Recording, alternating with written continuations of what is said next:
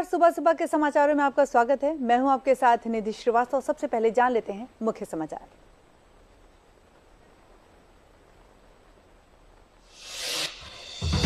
राष्ट्रपति द्रौपदी मुर्मू उड़ीसा और छत्तीसगढ़ के 6 दिवसीय दौरे पर हैं। इस क्रम में राष्ट्रपति आज यानी 4 फरवरी को श्री जगन्नाथ मंदिर जाएंगी।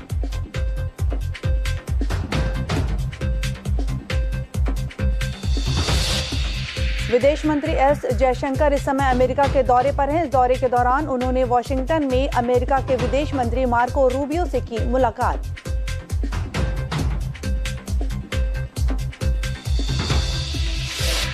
केंद्रीय बजट 2026-27 में कानपुर नगर की युवा छात्रा कीर्ति शुक्ला के विचारों को स्थान दिया गया है। कीर्ति ने शिक्षा, रोजगार और युवाओं से जुड़े अहम सुझाव बजट प्रक्रिया में साझा किए थे। इसके साथ ही गाजियाबाद के भोजपुर थाना क्षेत्र में एक ही पते पर 24 फर्जी पासपोर्ट बनवाने का बड़ा मामला सामने आया है। पुलिस जांच में खुलासा हुआ कि आवेदकों ने भोजपुरी, त्योड़ी, अतरौली, सैदपुर, हुसैनपुर और किचड़ी गांव के फर्जी पते दिखाए थे। इसके साथ ही आपको बताएंगे, शब-ए बारात का त्योहार पूरे देश में अकीदत और एहतराम के साथ मनाया गया, जिसमें पूरी रात कब्रिस्तान में इबादत का सिलसिला जारी रहा। लखनऊ में इमाम बाड़ों और मस्जिदों को रंग बिरंगी रोशनी से सजाया गया। यह त्योहार इस्लामी कैलेंडर के 8वें महीने शाबान की 15वीं रात को मनाया जाता है।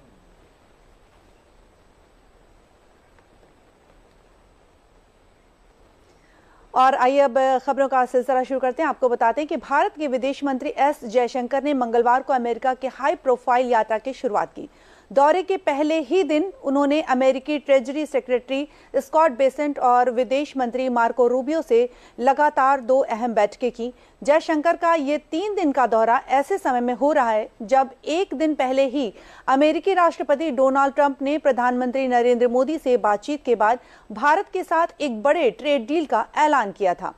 इस समझौते के तहत भारतीय सामानों पर लगने वाला रेसिप्रोकल टैरिफ 50% से घटकर 18% कर दिया गया है, जो तुरंत लागू हो गया है।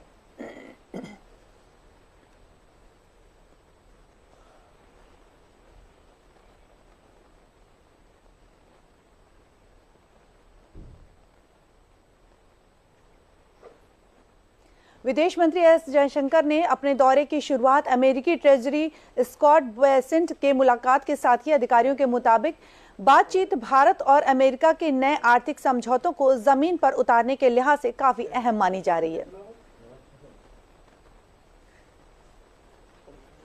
आपको बता दें कि ट्रेजरी विभाग से बातचीत राजनीतिक व्यापारों को समझाती है। इसके साथ ही ट्रेजरी संघ बैठक क्यों अहम है, ये आपको बता दें। ट्रेजरी विभाग के साथ बातचीत राजनीतिक स्तर पर लिए गए फैसलों को ठोस नीतियों में बदलने में मददगार है।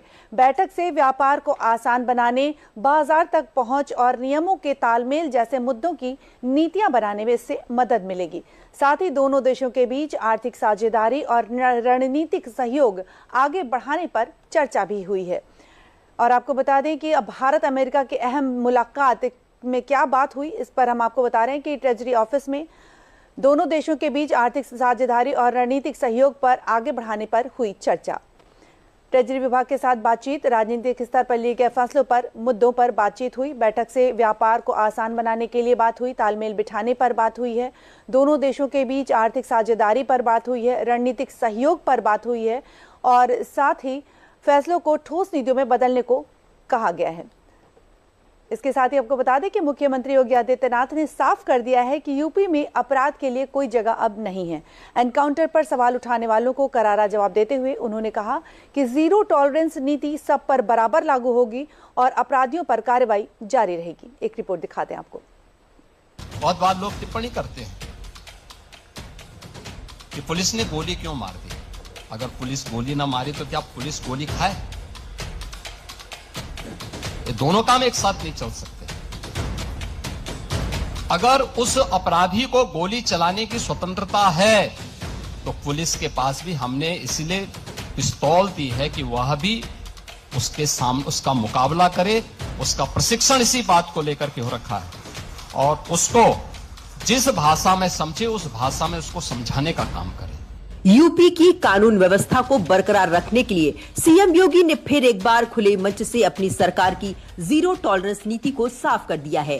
सीएम योगी ने अपने इस बयान के जरिए एनकाउंटर पर सवाल उठाने वालों पर करारा पलटवार किया है और ये साफ कर दिया है कि यूपी की धरती पर अगर कोई गुनाह करेगा तो उसे इसका अंजाम भी भुगतना पड़ेगा। साथ ही सीएम योगी ने बीते 9 साल में अपराध के खिलाफ सरकार की जीरो टॉलरेंस नीति की सफलता का भी जिक्र किया है। पिछले 9 वर्ष में बड़े बड़े पर्व और त्योहार हो रहे हैं, सारे सकुशल संपन्न हो रहे हैं, कहीं कोई शांति भंग की बात नहीं करता है, कहीं कोई अराजकता की बात नहीं करता है, कहीं कोई फिरौती की बात नहीं करता है, कहीं कोई दंगा नहीं है, कोई फसाद नहीं है, कोई गुंडा टैक्स नहीं है। आज कहीं भी इस प्रकार की स्थिति नहीं है और उत्तर प्रदेश निवेश के एक बेहतरीन गंतव्य के रूप में अपने आप को स्थापित किया है। सीएम योगी ने यूपी की जिस बदली तस्वीर का जिक्र किया है, यूपी की जनता ने उसे बीते 9 साल में जमीन पर उतरते हुए भी देखा है। इसी कड़ी में मंगलवार को राजधानी लखनऊ में वैश्विक निवेशकों और उद्यमियों के महासंगम उत्तर प्रदेश फार्मा कॉन्क्लेव 1.0 का आयोजन हुआ है। इसी मौके पर राज्य सरकार के साथ 11 कंपनियों ने MOU किया है, जिसके तहत मेडिकल डिवाइस और नई दवाओं पर मिलकर शोध किया जाएगा। सीएम योगी ने इस मौके पर सपा सरकार को सीधे निशाने पर लेते हुए साफ किया है कि यूपी में जीरो टॉलरेंस सब पर बराबर लागू होगा। 2012 से लेकर के 2017 के बीच में 900 से अधिक दंगे हुए थे, अनुमान कर लीजिए। कोई सिटी ऐसी नहीं थी जहां कर्फ्यू का दौर उस सिटी के अंदर न गुजरी हो। हम लोगों ने तय किया कि जीरो टॉलरेंस फिर सब पे बराबर लागू होगा। अगर अपना व्यक्ति भी गलत करेगा तो उसके लिए भी वही कानून लागू होगा जो एक माफिया और अपराधी के लिए लागू होगा। दरअसल यूपी में होने वाले अपराधियों के एनकाउंटर पर सपा अध्यक्ष अखिलेश यादव कई मौकों पर सवाल उठाकर सरकार को घेरते नजर आए हैं। ऐसे में सीएम योगी ने सपा सरकार की कानून व्यवस्था को कटघरे में खड़ा करते हुए जीरो टॉलरेंस नीति की उपयोगिता को जनता के सामने रख दिया है।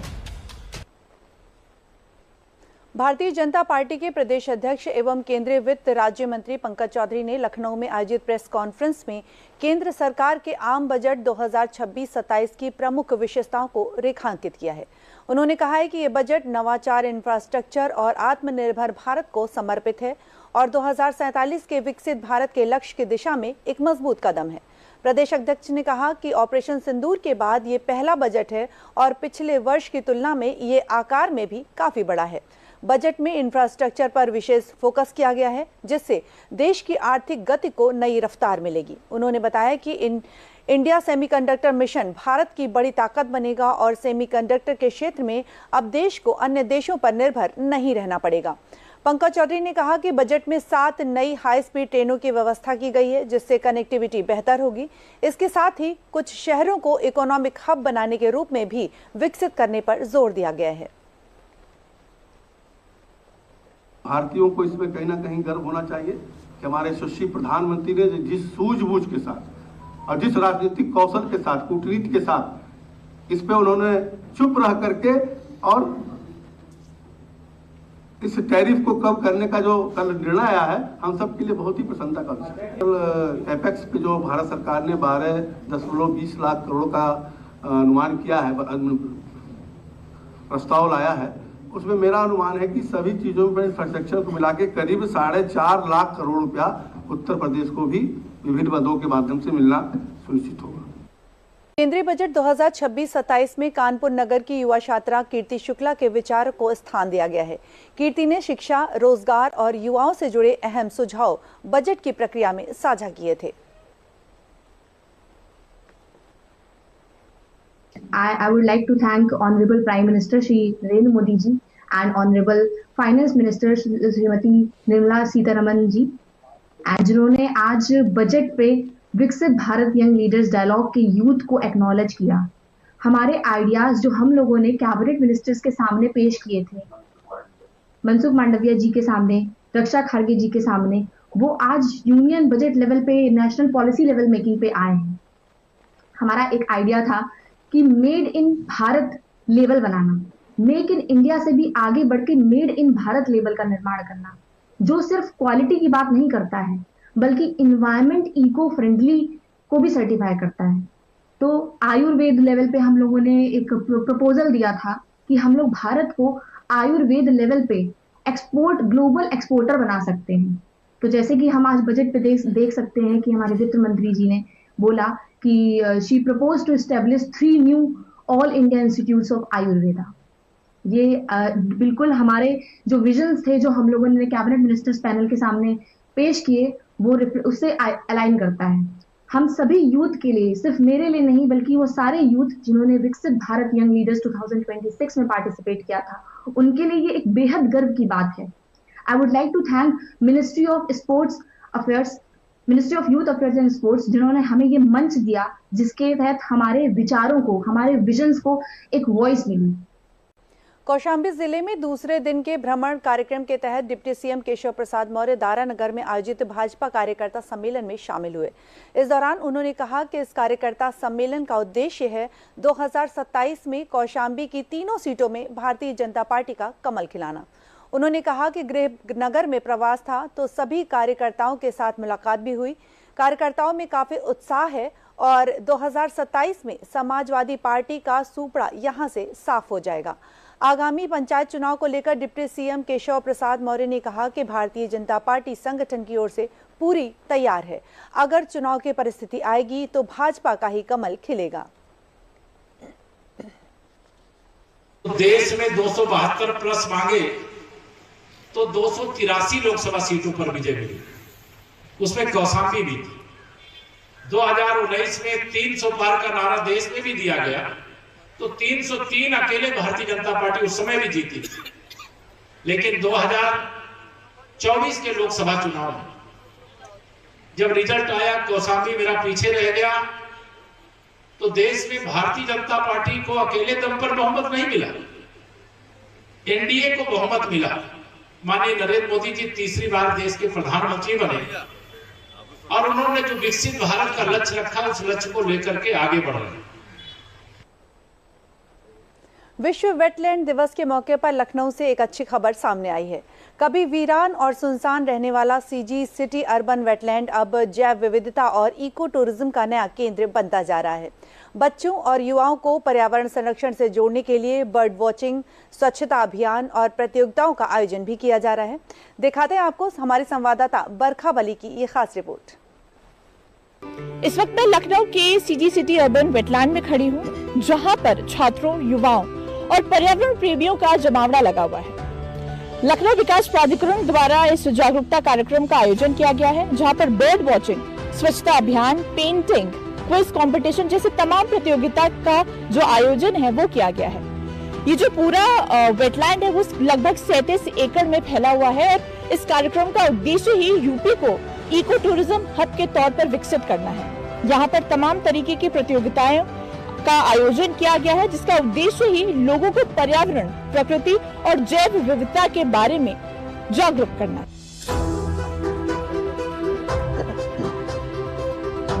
हमारे साथ कुछ लोग हैं जो हमें बताएंगे कि पर्यावरण की सुरक्षा उनके लिए कितनी जरूरी है। ये जो सामान आपने बनाए हैं, इसके पीछे का उद्देश्य क्या था, किस सोच के साथ आपने इसको बनाया? देखिए, अगर आप डेटा उठा के देखेंगे तो उसमें जो प्लास्टिक है उसको हम कितना भी कोशिश कर लें बट उसको हम उतना ज़्यादा अपसाइकल नहीं कर पा रहे हैं, रिसाइकल नहीं कर पा रहे हैं। तो उससे अच्छा हम ऐसी प्रैक्टिसेस को अपने डेली लाइफ में लाएं जिससे हमारा एनवायरनमेंट भी सस्टेनेबल रहे और हम उस सस्टेनेबल प्रैक्टिस के साथ अपनी हेल्थ, अपने एनवायरनमेंट को बचा सकें। यहाँ आके बहुत अच्छा लग रहा है। यहाँ पे हमें बहुत सारी नेचर को कैसे हम सेव कर सकते हैं, कैसे हम उसको और अच्छा प्रिवेंट कर सकते हैं, प्लांट्स करने के लिए, ट्री प्लांट्स करने के बारे में हमें बताया जा रहा है और वाटर को क्लीन रखने के बारे में बताया जा रहा है, जिससे हम नेचर को और ब्यूटीफुल बना सकते हैं। मुझे बहुत अच्छा लगा मैम। यहाँ का जो वातावरण था, यहाँ पे इतनी सारी बर्ड्स थी, हमें करने मतलब कि हमें जो वहाँ पे नेचर होता है हमें मतलब प्रदूषित नहीं करना चाहिए यहाँ के वातावरण को। हम यहाँ से इसीलिए जुड़े हुए हैं क्योंकि ये एक वेटलैंड है लखनऊ में। एंड आपने जाना होगा कि कल वर्ल्ड वेटलैंड डे था जो कि 2 फेब को मनाया जाता है। एंड उसी को सेलिब्रेट करने के लिए हमने इस वेटलैंड पे एकत्रित हुए हैं और ज़्यादा से ज़्यादा लोगों को यहाँ पे इकट्ठा किया गया है और अलग अलग तरह के कंपटीशन ऑर्गेनाइज किए गए हैं ताकि हम लोगों को एजुकेट कर सके तो वर्ल्ड वेटलैंड डे के अवसर पर इस एक दिवसीय कार्यक्रम का आयोजन किया गया था, जहां पर बच्चों ने अपनी कला, प्रतियोगिता और प्रकृति प्रेम को रूबरू किया और उसके बारे में जाना। कहीं ना कहीं बच्चे ही हमारे देश का भविष्य है और पर्यावरण को संरक्षित करना कितना जरूरी है, ये उनको जानना बेहद जरूरी है। कैमरा पर्सन रोहित के साथ मैं बरखा बली, दूरदर्शन उत्तर प्रदेश। गाजियाबाद के भोजपुर थाना क्षेत्र में एक ही पते पर 24 फर्जी पासपोर्ट बनवाने का बड़ा मामला सामने आया है। पुलिस जांच में खुलासा हुआ है कि आवेदकों ने भोजपुर, त्योड़ी, अतरौली, सैदपुर, हुसैनपुर और किचड़ी गांव के फर्जी पते दिखाए। पासपोर्ट सत्यापन के दौरान 24 आवेदनों में गलत पते और एक ही मोबाइल नंबर का इस्तेमाल भी किया गया है। जांच में डाकघर कर्मी की भूमिका भी सामने आई, जिसने 2000 रुपए प्रति पासपोर्ट के लालच में गलत डिलीवरी की। पुलिस ने 25 नामजद व अज्ञात के खिलाफ मुकदमा दर्ज कर फर्जी दस्तावेज बनाने वाले गिरोह का पर्दाफाश किया है। पुलिस ने आरोपियों के कब्जे से 4 फर्जी आधार कार्ड, 2 फर्जी ड्राइविंग लाइसेंस, 2 फर्जी bank passbook, 2 passport, 6 mobile phone, 2 कारें और 4030 रुपए नकद बरामद किए हैं। आज दिनांक 1 फरवरी 2026 को थाना भोजपुर पर सब इंस्पेक्टर राजकुमार सिंह द्वारा एक तहरीर दी गई, जिसमें 25 लोगों पर षड्यंत्र एवं धोखाधड़ी कर कूट रचित दस्तावेजों के आधार पर 24 लोगों के पासपोर्ट एक ही पते व एक ही मोबाइल नंबर पर बनवाने के संबंध में आरोप अंकित किए गए थे। इस संबंध में सुसंगत धाराओं पे थाना भोजपुर पर एक अभियोग 23/26 पंजीकृत किया गया है। इस अभियोग के पंजीकृत होने के उपरांत इन सभी अभियुक्तगणों की गिरफ्तारी हेतु थाना भोजपुर पर टीमें गठित की गई। तत्पश्चात थाना भोजपुर पुलिस टीम एवं स्वाट टीम ग्रामीण द्वारा 5 अभियुक्तगणों की गिरफ्तारी की गई है। इन लोगों से पूछताछ की जा रही है एवं वैधानिक कार्रवाई प्रचलित है। आज से पासपोर्ट वाले मामले में 8 लोगों का लाइन हाजिर करेंगे, किस तरीके से काम करेंगे? पासपोर्ट में जो वहाँ पर एड्रेस वेरिफिकेशन हुआ था, उसमें उनकी आईडी की गई, इस आधार पर लोगों को लाइन हाजिर किया गया है, जिससे कोई जाँच प्रभावित न हो। और बाकी जैसा आपको बताया तो जाँच भी ट्रांसफर कर दी गई है क्राइम ब्रांच में, और शेष जो हमारी टीमें हैं उस पर सब प्रयास कर रहे हैं। और कल उस पर एक पुलिसकर्मी दंडित किया गया था जो थाने का। सुबह सुबह के समाचारों में बाकी खबरें हम आपको बताएंगे इस छोटे से अंतराल के बाद।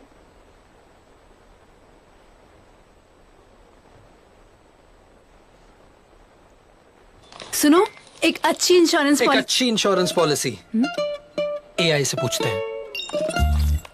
एक ऐसी पॉलिसी जिसमें प्रीमियम पेमेंट हो लिमिटेड पर इनकम आती रहे लाइफ टाइम। LIC का जीवन उत्सव। वाह, लाइफ टाइम सेलिब्रेशन मनाइए। LIC के जीवन उत्सव के साथ फ्यूचर सेट है। आप देख रहे हैं मॉर्निंग न्यूज। हिमाचल प्रदेश के राज्यपाल शिव प्रताप शुक्ला गोरखपुर में युवा चेतना समिति द्वारा रजत जयंती वर्ष पर आयोजित स्वर्ण पदक सम्मान समारोह में मुख्य अतिथि के रूप में शामिल हुए। इस कार्यक्रम में राज्यपाल ने समाज के विभिन्न क्षेत्रों में उत्कृष्ट कार्य करने वाले व्यक्तियों को सम्मानित किया। इस अवसर पर उन्होंने स्मृति पत्रिका और डॉक्टर अनिता अग्रवाल की पुस्तक का विमोचन भी किया। हिमाचल प्रदेश के राज्यपाल शिव प्रताप शुक्ला ने कहा कि आज के कार्यक्रम को थोड़ा विस्तृत करना चाहिए। मैं युवा चेतना समिति के पूरे सदस्यों को इस बात के लिए साधुवाद देना चाहूँगा कि बहुत ही अच्छा चयन करके लोगों को यहाँ लाया गया है और उनके उत्कृष्ट कार्य के लिए लोगों को पुरस्कृत करके उन्हें प्रेरित करते हैं। इससे लोग अपने क्षेत्र में अच्छा कार्य करेंगे और इससे गोरखपुर का साहित्यिक विकास, खेल का विकास और युवा मन बढ़ेगा। देखिए, आज का कार्यक्रम जो है वो मुझे लगता है कि इसको और थोड़ा विस्तृत करना चाहिए। मैं युवा चेतना समिति के पूरे समिति के सदस्यों को इस बात के लिए साधुवाद देना चाहूँगा कि बहुत अच्छा चयन कर करके लोगों को ले आते हैं, लोगों को पुरस्कृत करते हैं और प्रेरित करते हैं कि अपने अपने क्षेत्र में कार्य करिए। इससे गोरखपुर का साहित्यिक विकास, खेल का विकास और युवा मन अपने आप बनता है। इस रूप में मैं आज के कार्यक्रम को देखता हूँ। बात करें बाराबंकी की, तो अमेरिका द्वारा भारतीय उत्पादों पर लगने वाला टैरिफ घटाकर 18% किए जाने के बाद बाराबंकी जिले के हथकरघा कारोबार से जुड़े कारीगरों और उद्यमियों में खासा उत्साह देखा जा रहा है। जिले के हैंडलूम उत्पाद, खासकर सूती और रेशमी वस्त्र लंबे समय से विदेशों से अपनी पहचान बनाए हुए हैं। टैरिफ में कमी से अब अमेरिकी बाजार में भारतीय उत्पाद अधिक प्रतिस्पर्धी हो सकेंगे। जिससे निर्यात बढ़ने की उम्मीद है। हथकरघा व्यापारी आनंद जैन ने कहा कि टैरिफ कम होने से ऑर्डर बढ़ने की संभावना है और स्थानीय स्तर पर रोजगार के अवसर पैदा होंगे। वहीं युवा उद्यमी जफर अंसारी ने बताया कि इससे छोटे निर्यातकों को भी बड़ा बाजार मिलेगा और बाराबंकी का पारंपरिक हुनर वैश्विक स्तर पर और मजबूत होगा। अमेरिका ने आज जो फैसला लिया है, पुनः 50% से हमारे टैरिफ को घटा के 18% कर दिया है।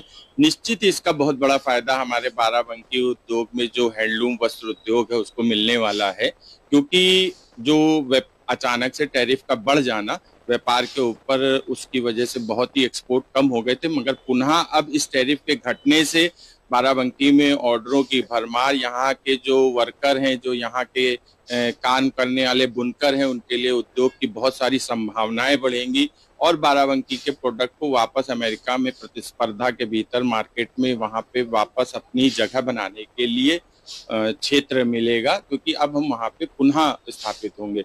आज हमें पता चला है कि अमेरिका ने करीब 50% था, तो 18% जो है टैरिफ हमारा हुआ है और ये बहुत खुशी की बात है कि हमारे जो बुनकर भाई बहुत परेशान थे, जो बाहर माल नहीं जाता था, और अब कम से कम बाहर माल हमारा जाएगा और इसमें बुनकर काफ़ी उत्साहित है और बहुत अच्छा लग रहा है, क्योंकि हमारे बुनकरों को रोज़गार पैदा होगा। और जो चीज़ें आ रही थी, जैसे जो परेशानियां थी, मतलब माल बाहर नहीं जाता था तो बुनकर को रोज़गार नहीं मिल पाता था, तो अब कम से कम बुनकर को रोज़गार मिलेगा। अमेरिका सरकार ने जो 50% टैरिफ था उसे घटाकर 18% कर दिया है। इससे हमारा निर्यात बढ़ेगा और लोगों को रोज़गार मिलेगा। काफ़ी सकारात्मक बात हुई इंडियन गवर्नमेंट और अमेरिकन गवर्नमेंट के बीच। और अब जब माल वहाँ बड़ा, क्योंकि अमेरिका बड़ा बाजार है तो वहाँ सप्लाई ज़्यादा होती है।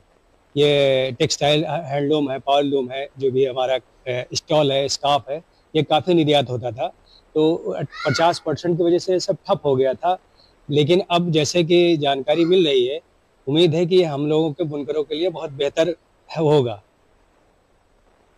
और अब खबर प्रदेश के बस्ती जिले से, जहां लव जिहाद मामले में बड़ी कार्रवाई की गई है। पुलिस ने फरार चल रहे 25,000 के इनामी आरोपी अजफरुल हक उर्फ प्रिंस को गिरफ्तार कर लिया है। पहचान छिपाकर युवतियों से शोषण के आरोप में उसे जेल भेजा गया। इस मामले में पुलिस की जांच जारी है। एक रिपोर्ट। तस्वीरें बस्ती से है, जहां पुलिस ने 25,000 के इनामी आरोपी अजफरुल हक और प्रिंस को गिरफ्तार किया है। मुंबई से गिरफ्तार किए गए इस आरोपी पर एक युवती ने लव जिहाद में फंसाकर शादी का झांसा देकर 2 सालों से शोषण का आरोप लगाया है। आरोपी अजफरुल 307 के मुकदमे में वांछित चल रहा था। पुलिस को काफी समय से उसकी तलाश थी। पीड़िता युवती की तहरीर पर पुलिस ने आरोपी अजफरुल समेत परिवार के 8 लोगों के खिलाफ मुकदमा दर्ज किया है। पुरानी बस्ती जनपद बस्ती का रहने वाला एक युवक जिसका नाम अजफरुल हक ये पुलिस जनपद बस्ती थाना कोतवाली में पंजीकरण वांछित चल रहा है। 25,000 रुपए का इनाम। इसको गिरफ्तारी के लिए गठित टीम द्वारा बांद्रा मुंबई इलाके से गिरफ्तार किया, जहाँ से नियमानुसार इसका न्यायालय से ट्रांजिट रिमांड प्राप्त किया है। आज उसे बस्ती न्यायालय में पेश किया जा रहा है। यहाँ से नियमानुसार रिमांड याचना की जाएगी। इसमें साक्ष्य संकलन और अन्य तथ्यों और साक्ष्यों के आधार पर जो भी वैधानिक कार्यवाही होगी, नियमानुसार वैधानिक कार्यवाही। और अब जान लेते हैं कि पीड़ित युवती ने आरोपी अजफरुल हक पर क्या क्या लगाए हैं आरोप। पीड़िता का आरोप है कि अजफरुल हक ने अपनी असली पहचान छिपाकर नजदीकी बढ़ाई। खुद को हिंदू बताकर उसने प्रेम जाल में फंसाया और फिर उसके साथ दरिंदगी की। पीड़िता का आरोप है कि जब उसे सच्चाई का पता चला तो उसे डराया धमकाया गया। पीड़िता ने हिम्मत दिखाते हुए बस्ती कोतवाली में मामला दर्ज कराया। पीड़िता ने बताया कि उसे हॉस्पिटल में जॉब दिलाने के लिए बुलाया गया था। वहां पर आरोपी ने पीड़िता के साथ असलहा दिखाकर दुष्कर्म किया। उसके बाद शादी का झांसा देकर काफी समय तक शोषण करता रहा। जब पीड़िता उसके घर गई तो पता चला कि वो मुस्लिम है। फिर उसने धर्म परिवर्तन का दबाव बनाया। बाद में अजफरुल, उसका भाई और एक अज्ञात ने उसके साथ दुष्कर्म किया। पीड़िता का आरोप है कि आरोपी ने इससे पहले कई लड़कियों को अपने जाल में फंसाया। प्रेम जाल में फंसाकर उनका वीडियो बनाकर ब्लैकमेल करता था।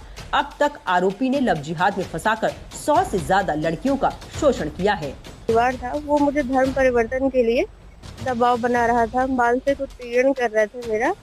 और वहाँ पे उन्होंने मुझे ज़बरदस्ती कमरे में बंद करके उसने और उसका भाई असगरुल हक शान, जिसका नाम है सोनू, तो उसने मेरे साथ गलत किया। पीड़िता द्वारा बस्ती कोतवाली में दर्ज मामले के आधार पर पुलिस ने अजफरुल हक, उसके पिता, मां, भाई और 2 बहनों के खिलाफ मुकदमा दर्ज किया है। इसके बाद उसे मुंबई से गिरफ्तार कर बस्ती लाकर न्यायालय में पेश किया गया और वहां से उसे जेल भेज दिया गया। वहीं पुलिस इस मामले में बड़े सिंडिकेट की जाँच कर रही है। समाचारों में वक्त है एक छोटे से अंतराल का।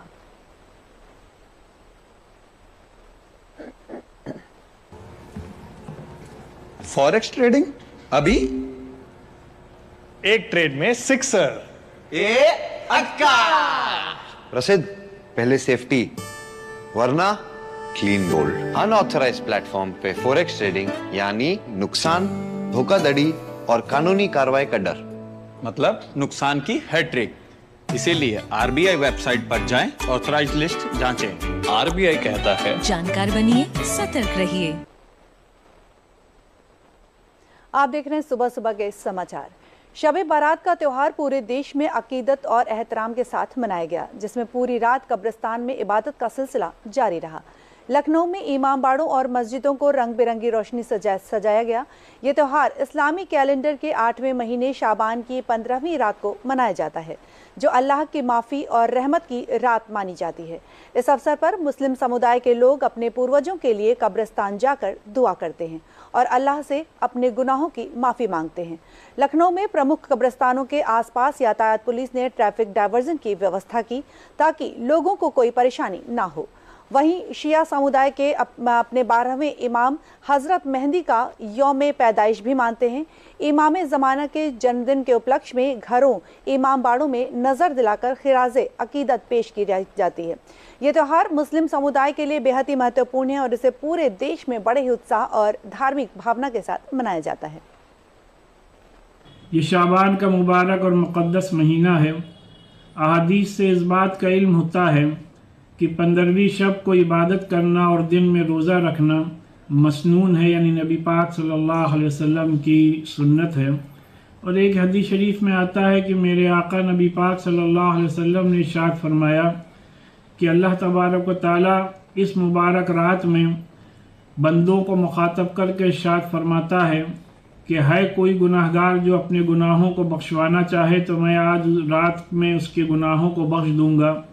है कोई रोज़ी का तलबगार जिसको कि मैं रोज़ी अता करूं। है कोई अपने गुनाहों से नजात, अपनी मुसीबत से नजात का तलबगार कि मैं उसकी मुसीबतों से उसको नजात दे दूं।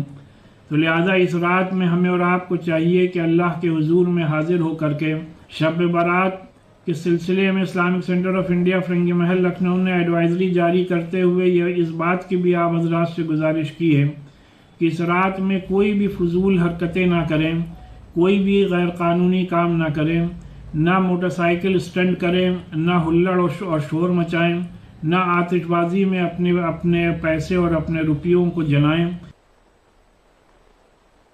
और समाचारों में फिलहाल के लिए इतना ही। दीजिए इजाज़त। नमस्कार।